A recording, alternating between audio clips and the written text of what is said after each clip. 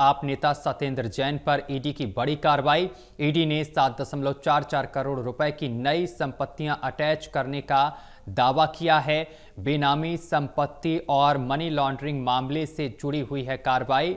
ED की जांच में कई कंपनियों की गतिविधियां संदेह के घेरे में आई हैं। सत्येंद्र जैन पहले से ही इस मामले में जांच एजेंसी के रडार पर हैं।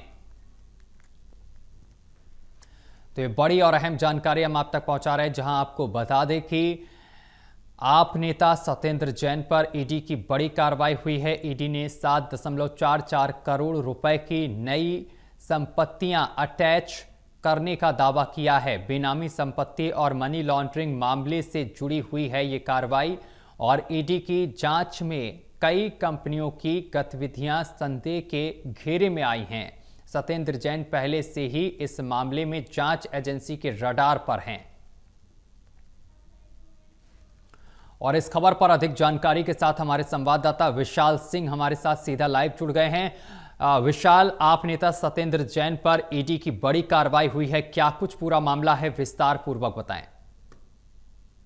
सत्यम, देखिए, सत्येंद्र जैन जो कि आम आदमी पार्टी के नेता हैं और पूर्व में दिल्ली सरकार में मंत्री भी रह चुके हैं, इन पर पहले से ही ईडी और सीबीआई जो द्वारा जो है शिकंजा चल रहा था और ये मामला भी नई दिल्ली की रावजोवनी कोर्ट में चल रहा है। और इसको लेकर अब जो है ईडी ने एक बड़ी कार्रवाई की है और सत्येंद्र जैन की मुश्किलें फिर से बढ़ा दी हैं। कल लगभग ईडी ने जो है एक प्रेस रिलीज जारी करी जिसमें दावा किया गया है कि लगभग 7.44 करोड़ की प्रॉपर्टी जो है सत्येंद्र जैन की वो जब्त कर ली गई है, अटैच कर ली गई है। और इसमें हवाला ये दिया गया है कि साल 2015 से 2017 के दौरान जब सत्येंद्र जैन दिल्ली सरकार में मंत्री हुआ करते थे, तब उन्होंने अपनी जो उनकी इनकम थी उससे भी ज्यादा प्रॉपर्टी जो है उनके नाम हुई है। तो उसी को लेकर जो है ये बड़ा दावा ईडी की तरफ से किया गया है और कहा गया है कि सत्येंद्र जैन के करीबियों ने जो है नोटबंदी के दौरान उनके अकाउंट में अपने अपने अकाउंट में जो है लगभग 7.44 करोड़ रुपए जमा कराए हैं। तो उसी को लेकर जो है ये मामला पूरा किया गया है और अब इसमें जो है सीबीआई पहले से ही इस मामले में जांच कर रही थी और अब सीबीआई जो है एक सप्लीमेंट्री चार्जशीट जो है कहीं ना कहीं कोर्ट में दाखिल करने की तैयारी में है,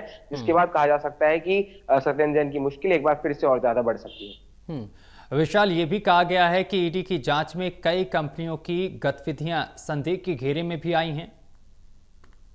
बिल्कुल, ईडी की जो प्रेस रिलीज है उसमें दावा किया गया है कि सत्येंद्र जैन की 4 से 5 अलग अलग कंपनियां हैं जिनमें जो सत्येंद्र जैन की करीबी हैं जिन्होंने पैसा जमा कराया था, उन्होंने ये दावा किया है कि सभी करीबियों भी उसमें मालिक हैं। लेकिन जब ईडी ने जांच करी तो इसमें ये निकलकर सामने आया कि ये जो 4 कंपनियां हैं इनके मालिक केवल और केवल सत्येंद्र जैन ही है और जो बाकी जो इसमें उनके करीबी हैं, वैभव जैन या पुनीत जैन या उनकी धर्मपत्नी, वो सभी जो है इस कंपनी से किसी भी तौर पर जुड़े नहीं है। केवल पैसा जो है वो जरूर उनके नाम पर किया गया और अपने अकाउंट में डाला गया, लेकिन ये पैसा भी कहीं ना कहीं इसके तार जो है सत्येंद्र जैन से ही जुड़े हुए हैं, ऐसा ईडी ने दावा किया है। तो इसको लेकर अब जो कह सकते हैं कि सत्येंद्र जैन पे पहले से ही मुश्किलों का जो पड़ाव चल रहा था, अब उसमें एक और पड़ाव जो है वो सत्येंद्र जैन और आम आदमी पार्टी के लिए खड़ा हो गया है।